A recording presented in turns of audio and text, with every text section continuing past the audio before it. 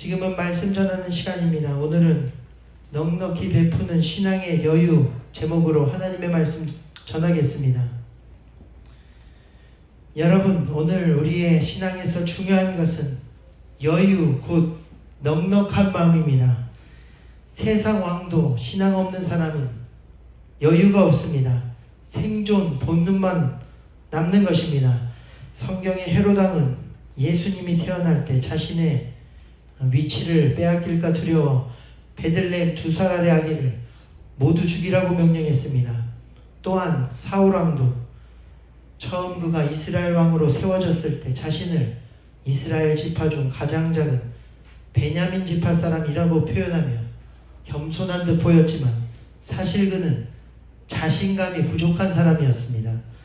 그리하여 가장 작은 베냐민 지파 출신이라는 낮은 자신감으로 인해 결국 그는 열등감과 낮은 자존감을 가지게 되었고, 그리고 그의 이러한 낮은 자존감은 곧 타인의 시선과 인정에만 그를 집착하게 만들었으며 결국 그는 마음의 여유를 빼앗기게 됩니다. 그리하여 결국 다윗이 골리앗을 물리쳤을 때 사람들이 다윗을 인정하자 끊임없이 이를 비교하다 흔들리며 여유를 잃고 다윗을 죽이려고 쫓아다니다 하나님께 버림받게 되었습니다. 여러분, 우리의 신앙 가운데도 여유가 중요하다는 것입니다. 정치인도 심지어 신앙인도 마찬가지입니다. 이러한 신앙의 여유가 없는 사람은 결국 비참해질 수밖에 없습니다. 그러나 반대로 신앙의 사람은 그 특징이 있는데 심지어 물질이 없고 가진 것이 없는데도 여유가 있는 것입니다. 아브라함은 그가 조카 롯과 좋은 땅을 놓고 이제 서로 선택할 때 내가 좌하면 나는 우하고 내가 우하면 나는 좌하겠다. 큰 여유를 가지고 말했습니다. 또한 그 아들 이삭도 가는 곳마다 다른 사람에게 우물을 양보합니다. 또한 예수님께서도 하늘 영광까지도 버리시고 이 땅에 사람의 모습이 되어 우리와 함께할 정도로 사랑과 여유가 충만한 분이셨습니다. 그 여유가 우리를 어떤 죄에서도 용서받고 구원받게 만든 것입니다. 그러므로 사랑하는 여러분, 우리도 신앙과 믿음을 가지고 삶의 여유를 가져야 합니다. 그래서 베풀 수 있는 여유, 잘못을 덮어주고 바뀔 때까지 인내하는 여유를 가져야 합니다. 자녀를 키울 때도 우리는 자녀를 기다려주는 여유가 필요합니다. 조급하면 망합니다. 기다려야 합니다. 먹이가 올 때까지 기다리는 동물은 무려 일주일을 기다리기도 하는데 그 동물이 바로 사자입니다. 사자는 잠복 후 먹잇감을 발견하면 단시간에 급습하는데 실패 시 며칠을 굶으며 기다리기도 한다는 것입니다. 그런데 중요한 것은 이때 사자는 이 시간을 여유롭게 기다리는데 그 시간이 그냥 낭비하는 시간이 아니라 짧고 폭발적인 사냥을 위한 에너지 충전의 시간으로 가지게 된다는 것입니다. 그래서 연구에 따르면 충분히 기다려 에너지를 비축하고 또한 먹이도 방심할 때를 노릴 때 사냥 성공률이 20에서 30, 40%까지 올라가게 된다는 것입니다. 또한 물에 사는 악어 거북도 혀 끝을 벌레처럼 흔들어 먹이를 유인하다 낚아채는데 그 시간이 평균 1시간이고 어쩔 때는 수일에서 수주까지 걸린다는 것입니다. 또한 지구에서 먹이를 여유롭게 가장 오래 기다리는 생물은 바로 일명 딥시 앵글러 피시라 불리는 심해 낚시어기입니다. 놀랍게도 이 아귀는 먹이가 극히 없는 깊은 바다에서 한 번 놓치면 수개월까지도 먹이를 기다려야 하는데 연구에 따르면 발광되는 촉수를 낚시바늘처럼 내리고 먹이를 1년까지도 기다린 것이 종종 연구되고 있습니다. 그렇습니다, 여러분. 이 모든 것은 동물도 여유를 가질 때 먹이를 낚아챌 수 있는 것을 우리에게 보여주고 있습니다. 그리고 우리도 마찬가지입니다. 우리도 조급하지 않고 여유를 가질 때 오히려 문제가 해결되고 일이 이루어질 때가 많은 것입니다. 또한 신앙의 세계도 마찬가지입니다. 신앙인은 무엇보다 여유가 있어야 합니다. 아무리 부자여도 여유가 없으면 그것은 영적으로 가난한 사람입니다. 그러나 가진 것이 없어도 마음에 여유가 있는 사람은 하늘나라의 부자입니다. 오늘 우리도 신앙의 여유를 가지고 하늘나라의 부자가 되는 우리가 되기를 소망합니다. 중요한 것은 이러한 여유는 물질에서 오는 게 아니라는 것입니다. 넉넉하게 주려는 마음에서 오는 것입니다. 본문에 보면 주라 그리하면 너희에게 줄 것이니 곧 후이되어 누르고 흔들어 넘치도록 하여 너희에게 안겨주리라고 말씀했습니다. 그래서 우리가 흔히 돈이 많아야 여유가 있다고 생각하는 사람이 많습니다.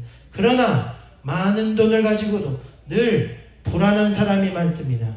또한 시간이 많아도 마음이 조급한 사람이 있습니다. 여유는 환경에서 오는 것이 아니라 마음에서 오기 때문입니다. 따라서 오늘 본문은 우리에게 이렇게 말합니다. 먼저 환경이 되는 너희가 베풀 것이 아니라 너희가 먼저 남에게 베푸는 마음에 여유를 가지며 환경은 저절로 채워지게 된다는 것입니다. 다시 말해 많은 사람들이 여유가 없어서 주지 못한다고 생각하죠. 그러나 사실은 주지 않기 때문에 여유가 없게 되는 것이라는 것입니다. 그러니 오늘 주님은 우리에게 먼저 주라고 말씀하십니다. 그러면 놀랍게도 우리의 마음의 여유는 더 넓어지고, 그리고 중요한 것은 결국 하나님은 우리 마음이 넓어지고 신앙의 여유가 커서 베풀고 주는 만큼 후이 되어 누르고 흔들어 넘치도록 돌아오게 하신다는 것입니다. 오늘 이것을 믿고 넉넉히 베푸는 우리 교회와 성도들이 되기를 주님의 이름으로 축원드립니다. 하나님이 공급하실 것을 믿고 신앙의 여유를 가지고 베풀어야 하는 것입니다. 가진 것이 아무것도 없어도 줄 수 있는 신앙인이 되어야 합니다. 성경 전체는 이것을 이야기하고 있습니다. 없어도 베풀면 하나님이 채우신다는 것입니다. 특별히 구약 성경에도 보면 농사를 지을 때 보면 사실 하나도 여유가 없었습니다. 왜냐하면 이스라엘 땅은 풍요로운 이집트 땅과는 달리 강우량이 적고 불규칙했기 때문입니다. 거기다 우기는 대략 10월과 3월에만 집중되었기 때문에 비가 제때 내리지 않으면 흉년으로 직결되었습니다. 신명기 11장에 내가 이제 들어가 얻을 땅은 이집트 땅과 같지 아니하니 그 땅은 하늘에서 내리는 비를 흡수하는 땅이라 말씀하신 것처럼 땅은 늘 건조하며 물이 바짝 말랐고 비가 오지 않으면 농사를 할 수조차 없었던 것입니다. 뿐만 아니라 메뚜기 때 돌풍, 우박 같은 자연재해가 수시로 수확을 망치기도 하고 때론 이방인의 침입으로 인해 농사 수확을 모조리 빼앗기기도 했습니다. 그런데 그럼에도 불구하고 하나님은 그들에게 몇 가지 법을 철저히 지키게 하셨는데 그것은 바로 가난한 자, 고아와 과부, 나그네 그들에게 넉넉히 베풀고 나누게 하는 법이었습니다. 이를 위해 안식년, 희년, 이삭 죽기 등의 3가지 법을 주셨는데 첫째, 안식년을 통해서는 7년마다 농사를 완전히 중단하게 만들고 그리고 그의 소사는 주인뿐 아니라 종, 나그네, 가난한 자, 심지어 짐승들까지도 함께 나누어 먹으라는 것입니다. 그리고 두 번째 희년에는 50년마다 땅과 종까지도 원래 자리로 완전히 반환되었는데 가난해서 땅을 팔았더라도 희년이 되면 무조건 원래 주인에게 땅이 반환되었습니다. 또한 그때 종이었던 자도 각각 자기의 가족에게로 돌아갈 수 있었습니다. 그리고 마지막 이삭 줄기도 보면 추수할 때 밭에 모퉁이를 남겨두고 다 거두지 말라는 것입니다. 뿐만 아니라 또한 이때 떨어진 이삭도 다시 죽지 말고 남겨두라고 말씀하셨습니다. 그리고 남겨둔 곡식은 가난한 자들과 고아와 과부들이 거두어 갔는데, 이 때문에 하나님의 백성 공동체 안에서 굶주림이 없게 하라고 하신 것입니다. 그런데 사실 이러한 안식년 기념 이삭축제를 하는 것은 인간의 계산으로는 불가능해 보였습니다. 농사를 쉬면 수확이 없고 땅을 돌려주면 재산 손실이 발생한 이삭을 남겨두면 수익이 줄어들었기 때문입니다.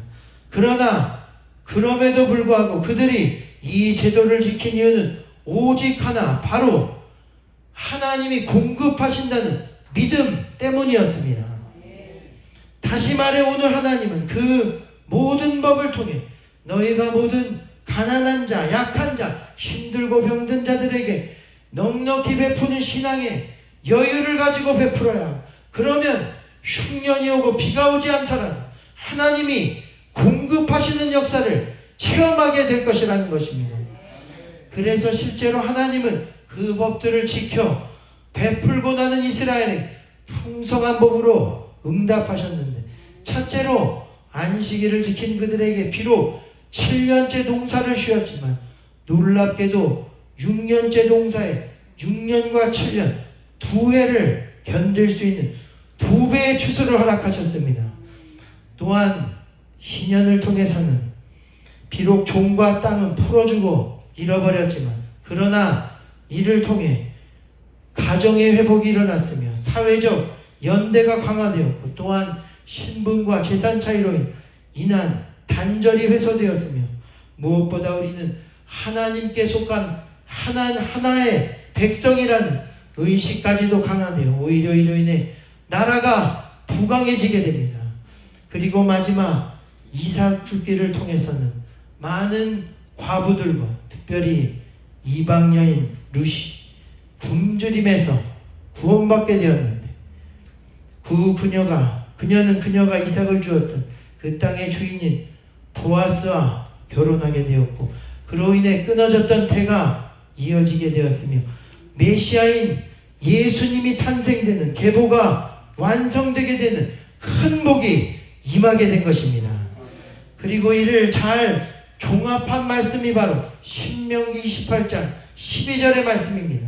거기 보면 너희가 만일 내가 명령한 안식년과 희년과 이삭 죽기 등을 포함한 나의 명령을 지키면 내가 너를 위해 때를 따라 비를 내리고 너를 위해 하늘에 아름다운 창고를 여사 내 손으로 하는 모든 일에 복을 주리니 내가 많은 민족에게 꾸어줄지라도 너는 꾸지 아니할 것이요 여호와께서 너를 머리가 되고 꼬리가 되지 않게 하시며 위에만 있고 아래에 있지 않게 하시리니 너는 오늘 내가 내게 명령하는 내 하나님 여호와의 명령을 듣고 지켜 행하라 말씀했습니다.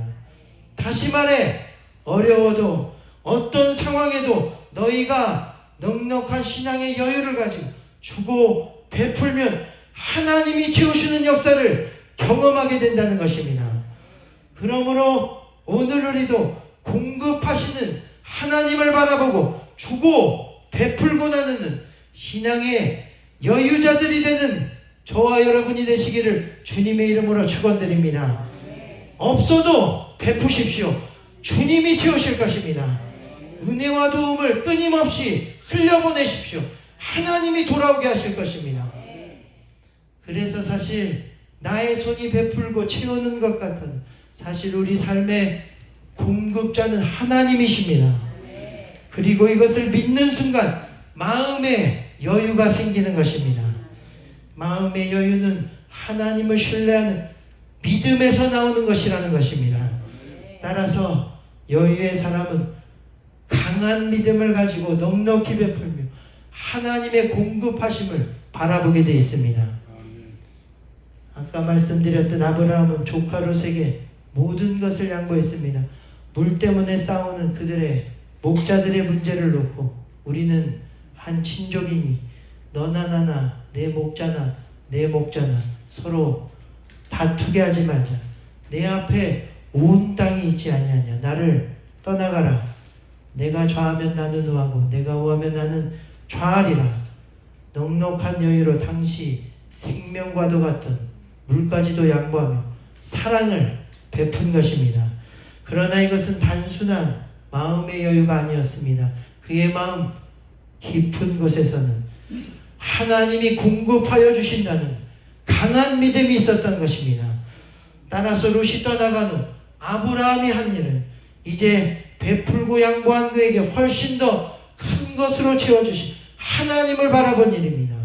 그러자 그때 하나님이 그에게 하신 말씀은 아브라함아 이제 너는 눈을 들어 너 있는 곳에서 북쪽과 남쪽 그리고 동쪽과 서쪽을 바라볼 보이는 모든 땅을 내가 너와 내 자손에게 주리니 영원히 이르리라.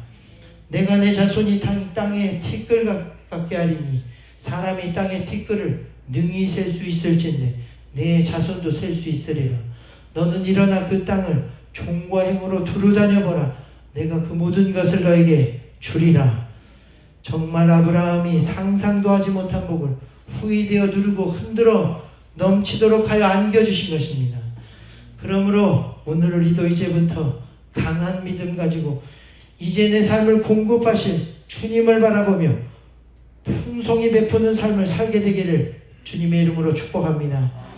그럴 때 우리의 마음은 자유로워지며 손은 더 넓어지고 하나님의 은혜는 넘치도록 채워질 것입니다. 내가 줄 수 있는 물질이 없어도 여유로운 마음과 사랑과 내가 가진 재능으로 남들에게 베풀고 주면 주의 복이 차고 넘치게 될 것입니다. 그러므로 이 시간은 이렇게 함께 기도하기를 원합니다. 주님, 우리가 힘든 세상을 살면서 혹시나 나마저도 신앙인인 나마저도 조급하고 베풀지 못하며 양보하지 못하고 빼앗길까 두려워 움켜쥐는 삶을 살 때가 많았지만 그러나 이 시간 간절히 바라오니 공급하시는 하나님을 바라보고 베푸는 자가 되게 하여 주옵소서. 앞으로 풍성하고 아낌없이 베푸는 우리 교회와 성도들을 통해 주의 뜻이 이루어지게 하옵소서. 그렇게 함께 찬양하고 기도하는 시간 갖도록 하겠습니다. 아까 부른 나는 주를 섬기는 것은 외가 없습니다. 우리 찬양하시는 다 같이 통성으로 그러한 자가 되게 해달라고 간절히 기도합니다.